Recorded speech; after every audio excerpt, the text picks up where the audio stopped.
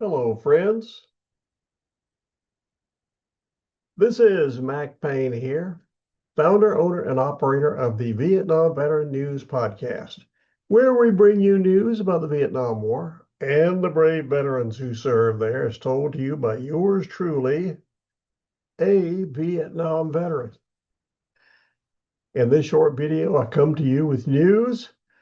I have just published another podcast episode, number 3290. It is a very interesting one because in it, I share a story with you that comes out of Canada.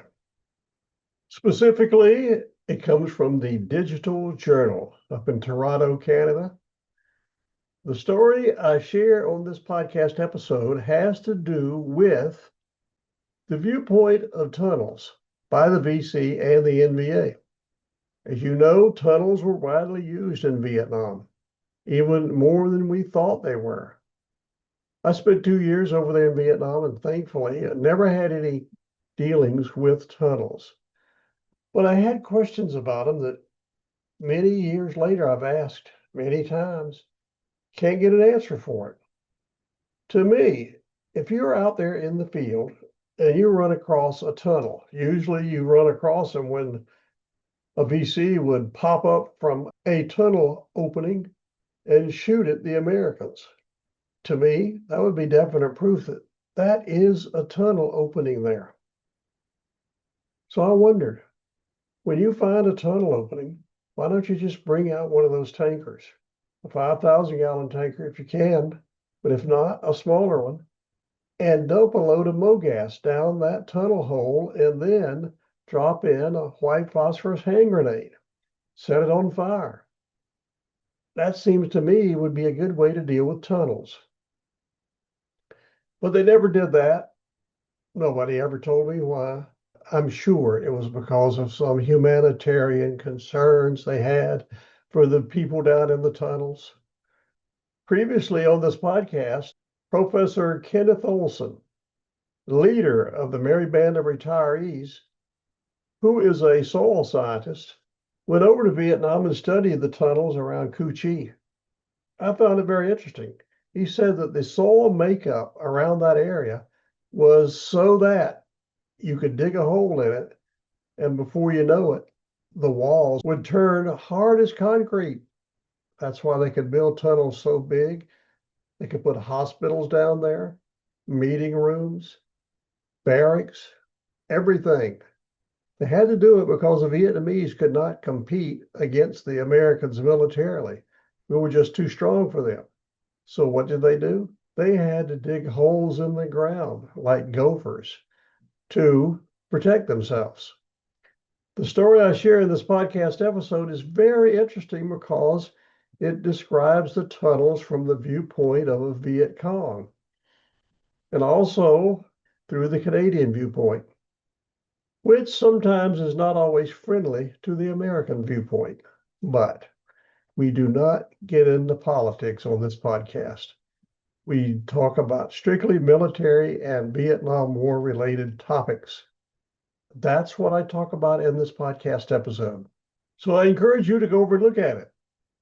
Also, over at the podcast website, VietnamVeteranNews.com, on the show notes for episode 3290, there will be 3 pictures in there of some of those tunnels that today are now tourist attractions, believe it or not. Leave it to the Vietnamese. They were real resourceful people, and they could do anything, in my humble opinion, including turning wartime tunnels into tourist attractions. They're very good at things like that. That's another reason to listen to this podcast episode to find out what those resourceful Vietnamese are doing to make money these days. I highly regard anybody who can make some honest dollars, and that looks like what they're doing. So please go over and listen to the podcast episode number 3290. There are 3 easy ways available to you where you can easily access this podcast episode.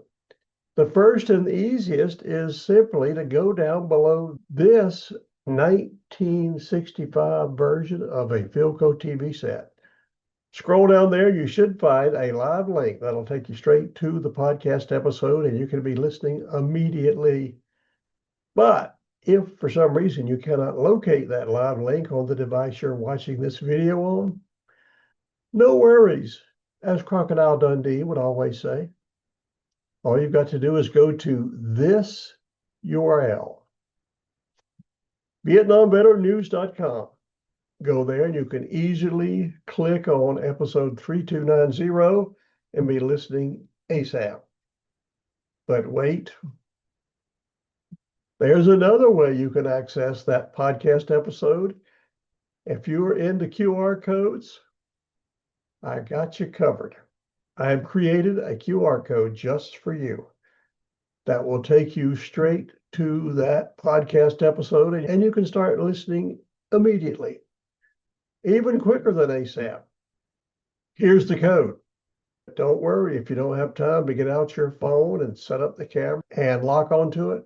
I will leave this QR code up at the end of this short video and give you plenty of time to lock onto it because I want you to hear it.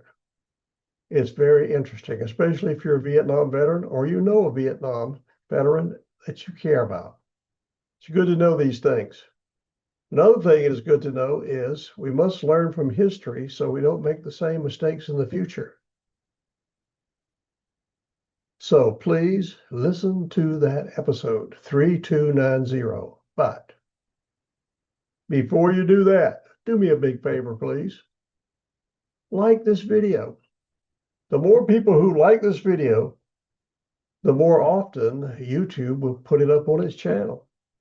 We want more people to hear these stories. Another way you can help more people hear the stories is to subscribe to my YouTube channel. That'll do it too. So now you've got the message and your marching orders and 3 ways you can accomplish those marching orders. So go to it. This is Mac Payne closing out this video. Thank you very much for listening. And here is the QR code. It'll be up there long enough for you to click on it and start listening.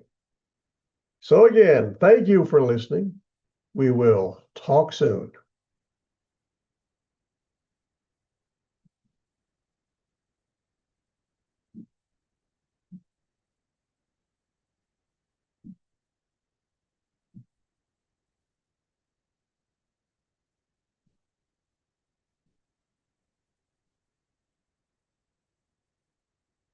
If you haven't locked on to that QR code yet, no worries.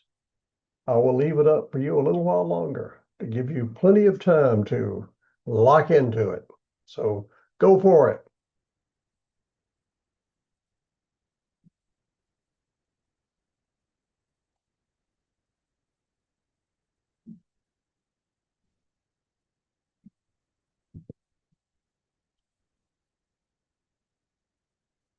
I will end this video now. Thank you for watching, and I'll see you over the podcast at episode 3290. We'll talk soon.